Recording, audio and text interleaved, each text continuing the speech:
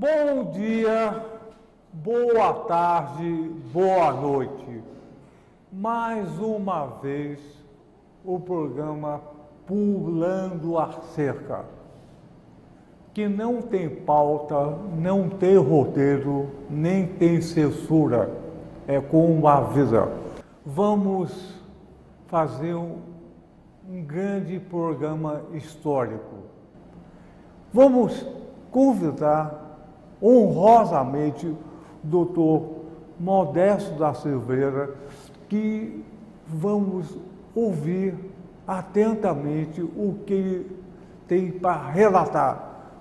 Doutor Modesto da Silveira, vem pular a cerca. Vou pular a cerca e que não me perca, Daniel. Isso, vamos começar e ouvir atentamente o que você tem a dizer sobre os antecedentes da ditadura militar no Brasil. Muito bem.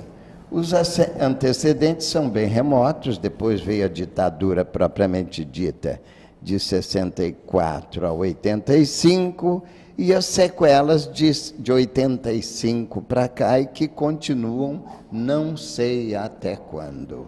Em 47, o Churchill fez um discurso já cunhando a expressão Guerra Fria, Cold War, Cold Waters, num discurso que fez, daí cunhou uma coisa que já estava em andamento político, isto é, uma guerra fria entre os poderes e as nações engajadas com cada um dos dois grandes poderes da época, que era do lado capitalista, já os Estados Unidos substituindo a Grã-Bretanha, que tinha sido o grande império até de séculos passados, do outro lado, a chamada União Soviética, que adotava um sistema político-econômico socializador, socialista, e mais distribuidor e humanista. É claro que naquela altura o mundo era praticamente quase todo capitalista, houve um apoio, uma aderência da maioria dos países do mundo ocidental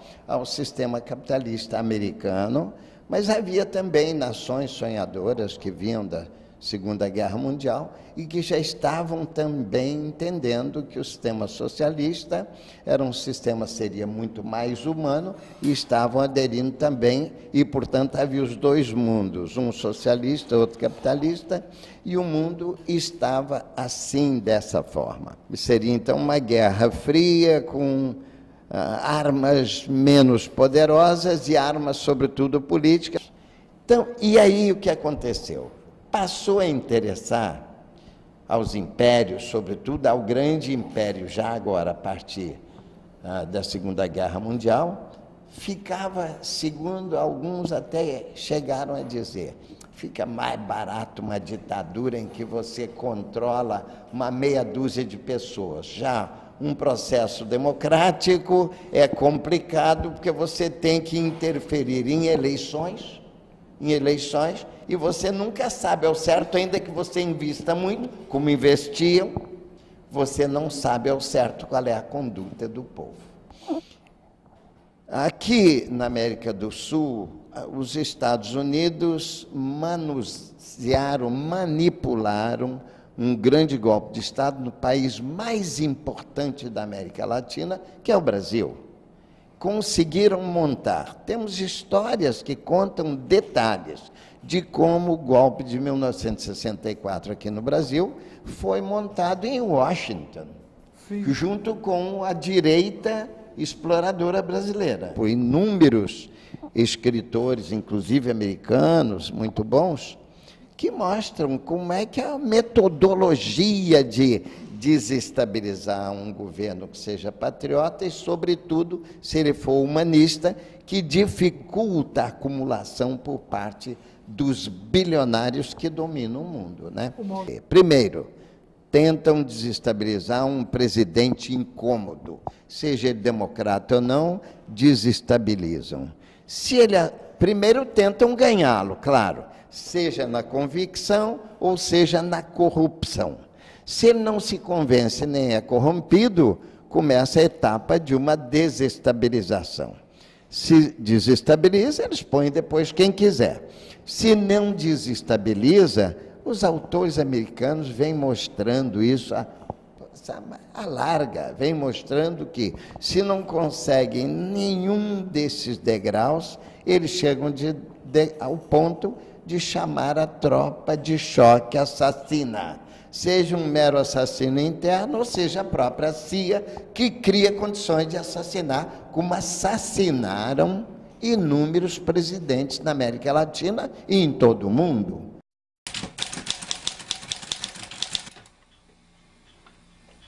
Em 60 foi eleito o Jânio Quadros. O Jânio Quadros, em menos de 9 meses, 7 meses, se não me engano, ele abortou a presidência, renunciando. E a renúncia, ele tinha como vice o João Goulart, que era um sujeito de uma linha getulista melhorada. Ele era um patriota humanista, mais do que o próprio Getúlio, na minha opinião.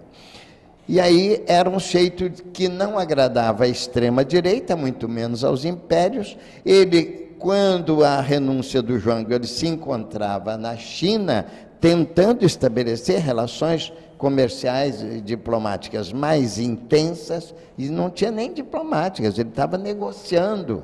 Então, tentaram evitar que ele voltasse e assumisse, mas houve uma resistência interna, sobretudo no Sul, com Brizola, houve uma resistência tão forte que eles não puderam impedir a posse do Jango, mas dificultaram e negociaram, e fizeram uma negociação por um sistema diferenciado, que era de primeiro-ministro, sistema de primeiro-ministro. Tiraram os poderes dele, né, do presidente da República. Mas, de qualquer maneira, reconquistado pelo plebiscito, ele voltou a ser o presidente, mas aí começaram. Como ele não se corrompeu, não se deixou corromper, houve a tentativa clássica, tradicional. Ou cairia um avião com ele dentro, ou desestabilizariam o governo, e é o que fizeram, desestabilizando o presidente da República através dos 1000 métodos, inclusive através dos generais que iam sofrer lavagem cerebral nas escolas militares americanas, sobretudo as do Panamá, de um desses fortes lá, onde os brasileiros que iam ser generais, ou que já eram generais, iam receber vantagens e lavagem cerebral. Pois bem, esses homens foram arrebanhados para dar o golpe. Olha, o João Goulart, eu vejo duas coisas que foram ótimas para o Brasil e que causaram a sua deposição. Ele, no plano patriótico, no plano nacional, ele era um patriota e procurava ampliar os direitos do Brasil diante do mundo, etc., igualdade. E, no plano interno, ele procurava as chamadas reformas. Reforma urbana, reforma rural, chamada reforma agrária, várias reformas que poderiam melhorar a situação do brasileiro em geral, sobretudo o brasileiro pobre. O Brasil, um país de tamanho tão gigantesco, e pouca gente monopolizava a terra toda, inclusive estrangeiros. E ele tentando fazer a reforma agrária, a reforma urbana, etc., incomodava quem? O grande poder econômico, que tem a sua sede nos grandes impérios ou nos paraísos fiscais manipulados pelos grandes impérios. É claro, esse homem incomodava tanto e tinha que cair através desse processo humanizador dos sistemas políticos e econômicos. Por isso, ele tinha que ser derrubado, como foi, com manipulação interna e externa. Já há livros que mostram até documentos de arquivos americanos e da CIA, da diplomacia americana, arquivos. Você olha, por exemplo, sei lá, o livro do Carlos Fico, que mostra como o golpe começou em Washington, e dá os documentos trocados entre eles. E os generais e políticos civis brasileiros também, tramando esse golpe e inviabilizando as reformas, né? Inviabilizando as reformas que o governo tentava implementar.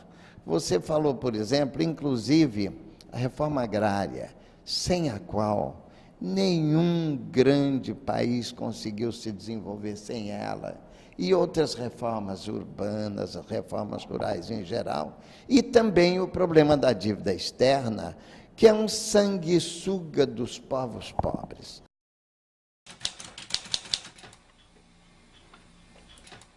Logo de cara eles prometiam democracia, liberdade e distribuição de riquezas, prometendo numa figura até muito simpática para o povo, isto é, vamos fazer de agora em diante crescer o bolo, depois que o bolo estiver bem crescido, então repartiremos com igualdade para todo o povo brasileiro. E o que vimos a seguir foi o quê?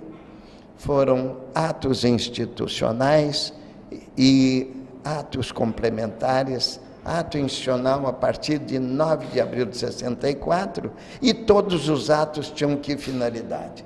Caçar mandato, fechar congresso, e mudar as instituições nacionais, mudando sempre para pior, para uma feição ditatorial.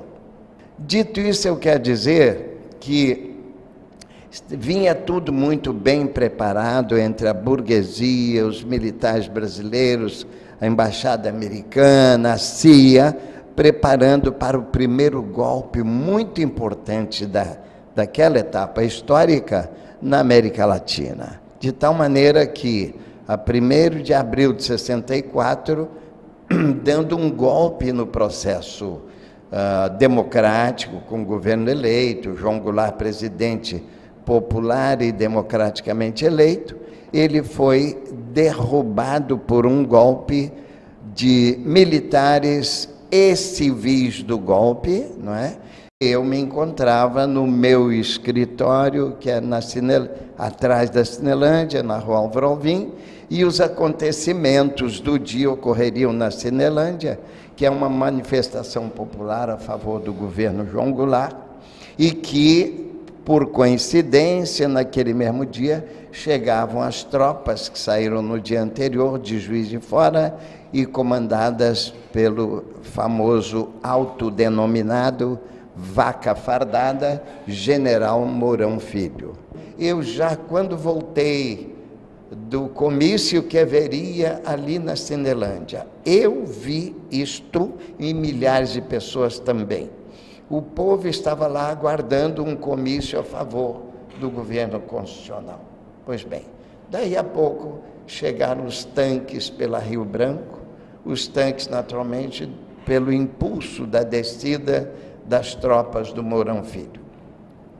Quando chegaram os tanques, é claro, Exército, Marinha Aeronáutica, até pelas instituições hierárquicas, eles têm como o general máximo, o comandante máximo é o presidente da República.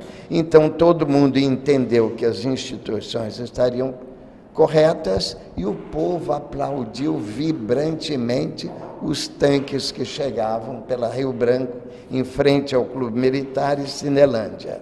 Pois bem, o povo aplaudiu. Quando o povo aplaudiu, os próprios tanques voltaram os canhões contra o povo, e de trás dos tanques saíam soldados com fuzis de baioneta calada, expulsando o povo da praça. Nessa altura, houve o reverso. Houve uma grande vaia contra aqueles tanques que estavam mostrando estarem contra o governo.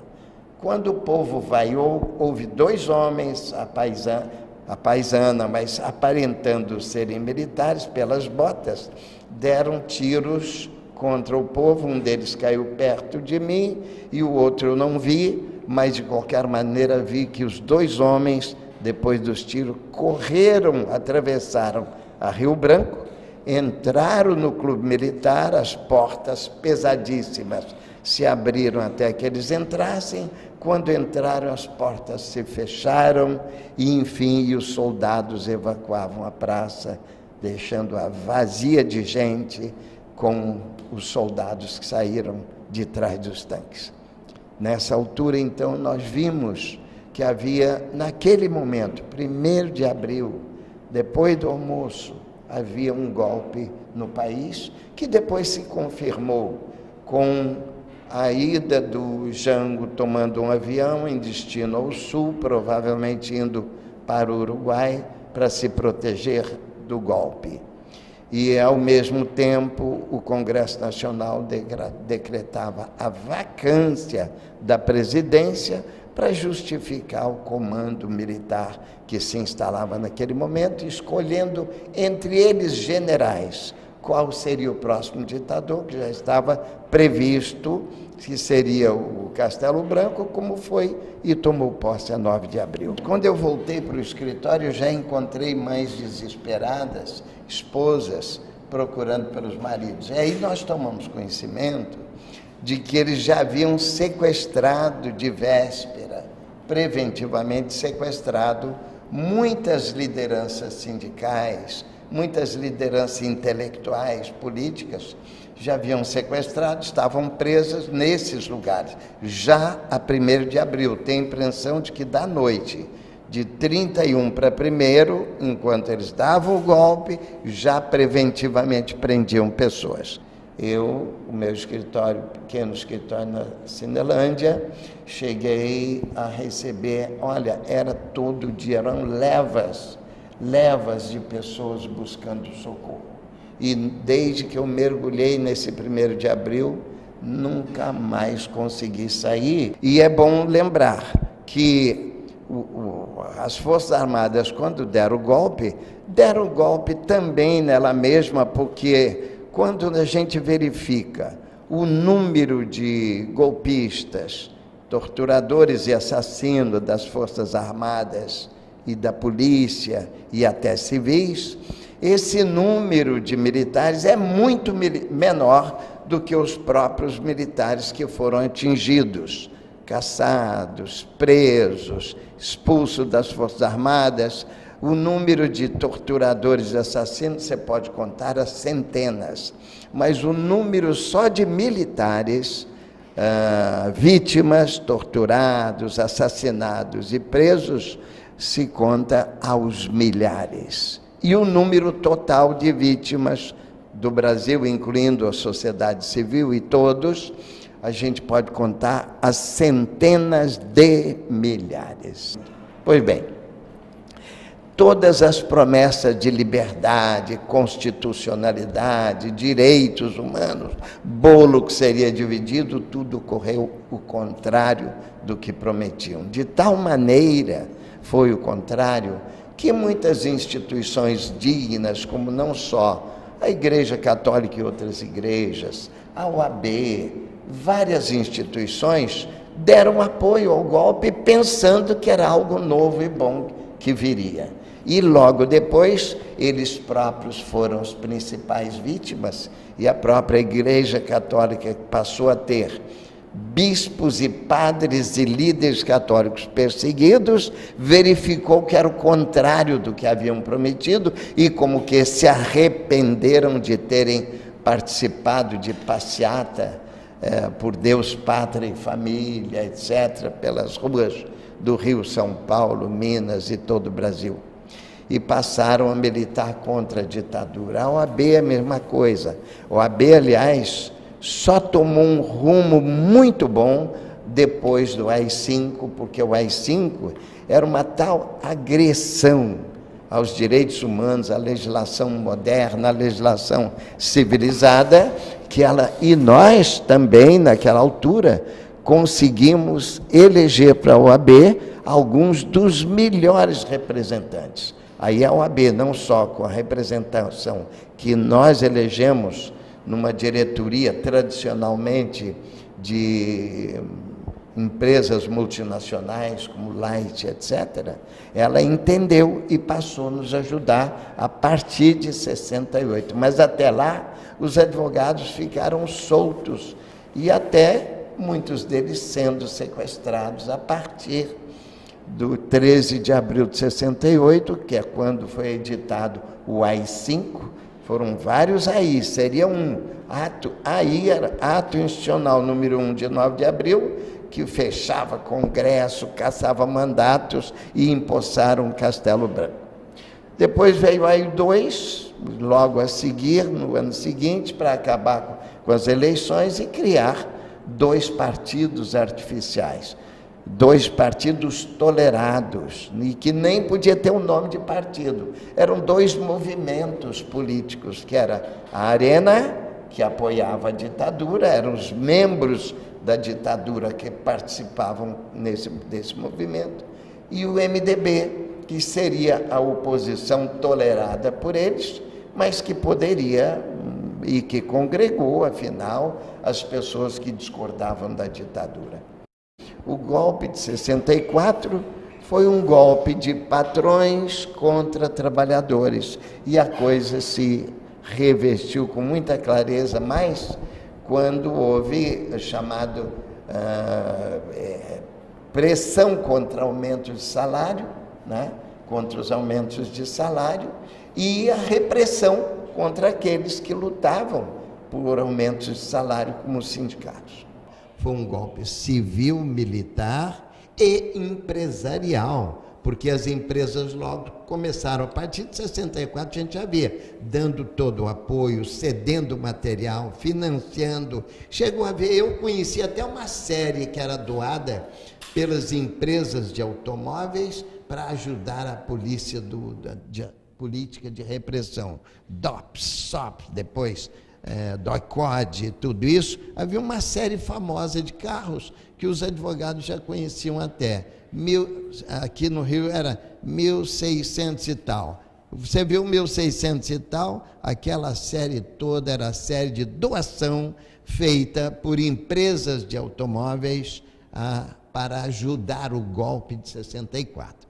E não foi uma, ficou um famoso empresário, sobretudo o famoso Boylesen, e dizem que muitos outros, não só fazia campanha de doação para o golpe de 64, mas alguns deles tinham o prazer de participar e até torturar preso político. Agora, também havia uma coisa interessante. Eu recebi de dentro do SOPS, que era o DOPS Federal, a Polícia Federal, do DOPS. Eu sei que é de dentro pela informação que vinha. Eles não se identificavam, mas informavam: olha, doutor, aquela moça, ou aquele garoto, ou aquele rapaz que o senhor procura, aquele líder está em tal lugar, assim, assim. Não posso me identificar, mas se quiser, faça a pergunta que o convença. Como é o tipo dele? Quer que eu descreva o tipo? Tá, descreve, por favor, para eu ter certeza. Ele descrevia e era certo. Aí eu ficava convencido de que aquele cidadão não estava dando um simples chute em você, estava realmente cooperando porque discordava daquele abuso todo. E aí nós tínhamos, às vezes, informações muito precisas, muito boas, e que ajudavam aos advogados, como ajudaram a mim, a evitar alguma tortura, porque eu batia lá e eles já ficavam vacilantes, sobretudo de 64 a 68, quando a tortura não era uma coisa assim ainda muito institucionalizada e articulada, ela ainda era meio solto, não tinha uma organização tipo SS ou tipo Gestapo ainda, não havia ainda. Então você conseguia evitar tortura, evitar mortes, né, ou minimizá-las pelo menos. E essas informações que chegaram do DOPS, do SOPS, do DOI-CODE, de toda parte, nos ajudavam muito, e acredito que os outros advogados também tenham recebido, até mesmo de aviso: olha, se não cuidar vai morrer. E teve alguns que não deu tempo e morreram porque não deu tempo do advogado chegar e evitar.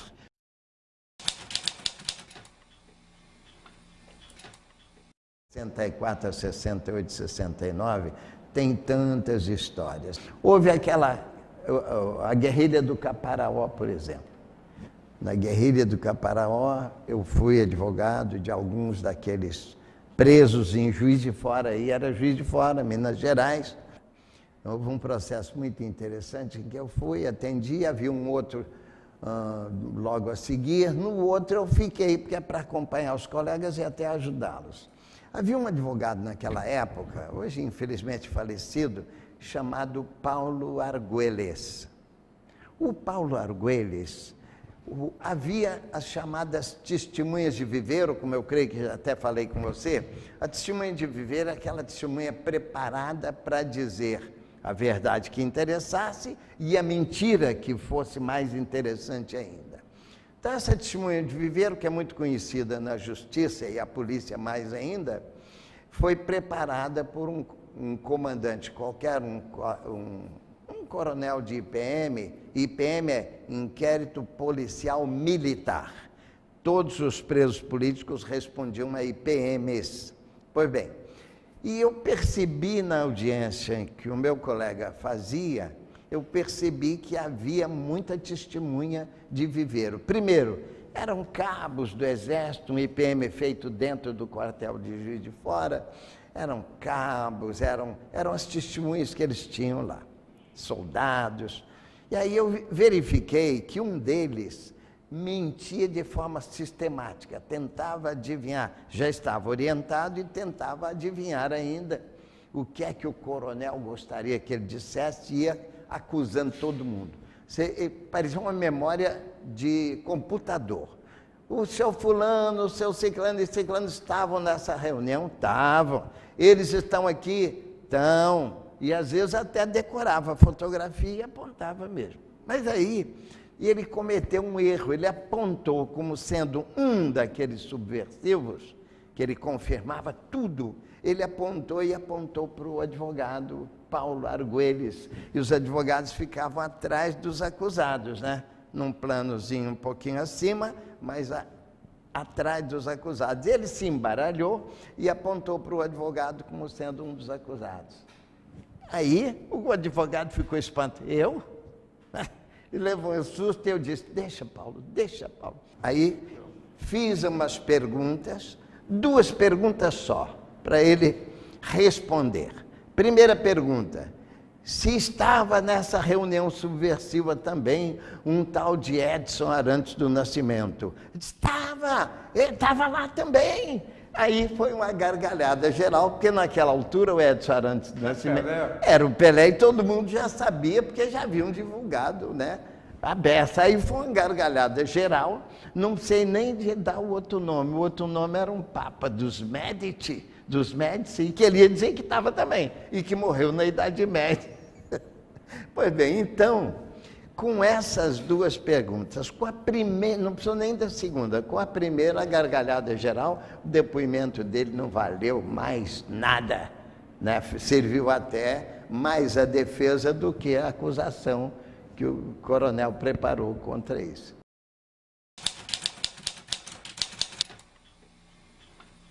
13 de dezembro de 68, foi o AI-5, que o adoecido presidente Costa e Silva teve que assinar e em seguida assumiu aquela regência trina dos 3 ministros militares, né? Que era o Rademacher da Marinha, Souza Melo da Aeronáutica e o Lira Tavares do Exército. Como eles não ficaram tanto tempo, foram alguns meses, até que eles elegessem entre eles 11 generais e escolhessem entre eles quem é o da vez. Qual é o general de plantão da vez? Qual é o ditador que vai assumir o palácio? E aí escolheram quem? O famoso Médici. E aí foi, na minha opinião, o pior período da história do Brasil, da ditadura, e que fez, com certeza, faria muita inveja ao próprio Hitler, Pinochet e todos os seus sequazes. Pelo que ele praticou aqui, pelo que fez, foi um período tão terrível que os advogados, a partir de 13 de dezembro de 64, começaram a sequestrar até os advogados. O primeiro deles era o mais santo deles, que era o Sobral Pinto, foi o primeiro a ser sequestrado lá em Goiânia. Depois vieram outros, os outros os que atuavam mais, como o jurista Heleno Fragoso, o Evaristo de Moraes, o Vivaldo Vasconcelos, o Jorge Tavares, eu próprio fui sequestrado também no DOI-CODE, e como o DOI, aquele esconderijo lá, é uma coisa horrorosa. Pois bem, e a partir daí, as histórias vão se tornando cada vez mais trágicas. Muitas eram cômicas, e aí foram virando tragicômicas e trágicas, pior. Quanto mais tempo, mais crescia a violência, em outras palavras, o país mais descia no poço do nazifascismo praticado no Brasil também. Eu diria até que, se inveja houvesse do período, se houvesse oportunidade, com certeza a equipe desses dois grandes ditadores e dos outros também morreria de inveja de muita coisa que inventaram, criaram e praticaram durante a ditadura brasileira, do mesmo modo que as outras ditaduras latino-americanas. Durante todo o período, a gente tem que ter uma estrutura legal, sem o que nenhum país funciona direito, vira bagunça. E para isso você tem a Constituição, que é a base, né? É a carta de princípios de qualquer nação, qualquer país. A Constituição, as leis especiais, os tratados, as leis comuns, os decretos, as portarias e todas as demais coisinhas por baixo, né? Pois bem, eles pegaram a Constituição de 46 e enfiaram duas pela garganta abaixo de duas Constituições. Nós não chamamos, nós os advogados não chamamos de Constituição aquilo, chamamos de carta outorgada, isto é, carta imposta, Constituição escrita imposta a Pois bem, foi de 67 e 69, duas constituições entre aspas. Pois bem, além disso, fizeram três e mais a que existia, 4 leis de segurança nacional, cada uma pior do que a outra. Um ato institucional que deveria ser acabaram fazendo 17, sendo que o pior de todos foi o AI 5 atos institucionais, que chamamos AI 1, AI 2, AI 3, foi AI 17. Complementares à Constituição, que não era para ver nenhum, houve 100, ou melhor, 99 complementos à Constituição, 99. Houve até uma coisa que é bom a gente repetir sempre, porque é uma coisa tão absurda que não dá nem para admitir. Houve até chamados decretos secretos. Decreto é lei. Então, a lei que você é obrigado a saber é secreta, você não pode conhecer, mas é obrigado a conhecer. E eu me vi numa situação dessa, levando uma cliente, uma estudante de medicina, diante do coronel. E o coronel queria que ela respondesse. Eu dizia, responder o quê? Ela sabe. Sabe o quê? Ela, como assim? Disse, não, é decreto secreto. Eu disse, do coronel. Então, olha, eu vou orientá-la, vou assumir o risco de orientá-la, porque ela não pode responder o que não quer perguntado. Não responda, e a responsabilidade é minha. Não prenda ela, se tiver que prender, prenda a mim. E depois, provavelmente, prenda a OAB inteira, porque eu não acredito que a OAB vá tolerar um absurdo desse, né? Ele acabou, não me prendeu, não prendeu a moça e fez as perguntas, recuou, mas houve decreto secreto.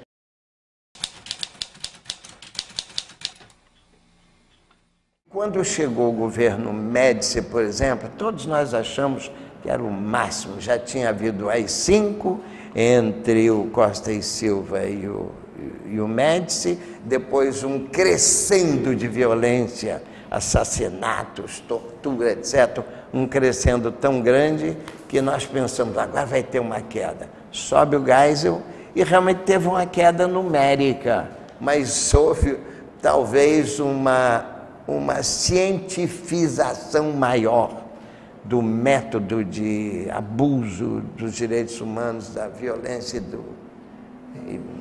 da tortura e da morte. Porque aquele discurso dele, que ele fez um pouco depois da posse, eu creio que foi cientificamente interpretado. Bom, se o presidente, que é o chefe do país, é o general de plantão na ditadura, ele manda um recado desse, é preciso parar com as torturas, e aí vem o adjetivo, inúteis. Em outras palavras, as úteis, tudo bem, as inúteis, não. Se esse é o recado do chefe, do dono do poder, é evidente que os seus lacaios vão seguir, e seguiram isso, de tal maneira que o próprio Geisel teve que, nessa escolha desses torturadores, o Geisel teve algum problema também. Por exemplo, quando mataram aqui o sargento Manuel Raimundo Soares no Rio Grande, ninguém ligou. Mataram o sargento João Lucas Alves em Belo Horizonte, levado do Rio para ser morto em Belo Horizonte, ninguém ligou. E eu sei, eu era advogado dele e acompanhei bem tudo isso. Logo depois aí matam o Herzog, mas aí já mataram o Herzog na transição para o Geisel, do Médici para o Geisel. O Geisel achou uma estupidez matar um jornalista sem ser tão importante para ser morto. Aí deu um aperto nos assassinos. O que acontece? Os assassinos acharam que era útil, mataram Daniel Ferro Filho, também em São Paulo. Aí o Geisel naturalmente se irritou muito e fez o que tinha que fazer, valer a sua autoridade, caçou o general Ávila Melo, se não me engano, lá em São Paulo, depois da morte. A segunda região militar. Isso, lá de São Paulo. A segunda região militar. São Paulo. O Ávila Melo, o general Ávila Melo era comandante do segundo exército. Segundo exército. Região militar. Segunda região. E aí caçou o general, mudou e impôs uma disciplina rígida e dura. Então, o presidente Ernst Geisel soube valer a sua autoridade. Valeu a sua autoridade. Muito bem. E nós que esperamos uma melhoria, vimos que houve apenas uma mudança de qualidade, ou melhor, uma mudança de defeitos do regime. E começamos a atuar, a batalhar. Naquela altura o povo, eram tantas as vítimas que o povo brasileiro, em grande parte, estava como vítima direta ou indireta. Isso nos ajudou a formar uma massa humana na luta pelas liberdades, na luta pela anistia, na luta pelos direitos humanos em geral, e valeu, porque não demorou muito. Aquelas organizações de mulheres, de estudantes, de intelectuais e de sindicalistas, nos ajudou a acelerar a conquista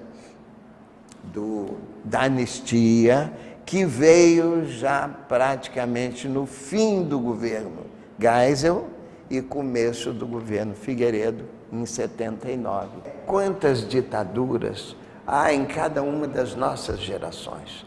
Quantas ditaduras houve no século passado, neste século, já inúmeras também, e ditaduras que praticam as mesmas coisas das outras, e cada uma procurando se aperfeiçoar e ser pior do que a outra. As ditaduras que existem atualmente no mundo, as que existiram naquela fase da América Latina, de 64 a 85, com as ditadurinhas de permeio e ditaduronas, também de permeio, não só no Uruguai, Argentina, Chile, Paraguai, Bolívia e tantas outras, na América Latina, sem falar na América Central, que é um criadouro de títeres, a história inteira. Se a gente for examinar a história desses países, você vê a gravidade. Europa, idem. A África, nem dizer, que às vezes as ditaduras são filhotes nem de outra ditadura ou de outro ou de um império qualquer, são filhotes de uma empresa. Uma empresa domina a economia, a política e o poder naqueles países pobres, pobres não, miseráveis. 2000 anos de cristianismo não bastaram ainda para o homem se convencer de que o outro homem que você está vendo é igual a você, com os mesmos direitos e deveres, que aquela mulher só enriquece e que tem os mesmos direitos e deveres do que você. Quer dizer, então, esse ego que você falou, tão grande em cada um de nós, a gente se vê livre do ditador, aceitando que eu tenho o direito igualzinho você tem o seu direito. Quando chegar no meio, a metade é sua, metade é minha, e nós temos o dever de respeitar o direito que é do outro, que passou do limite para o outro.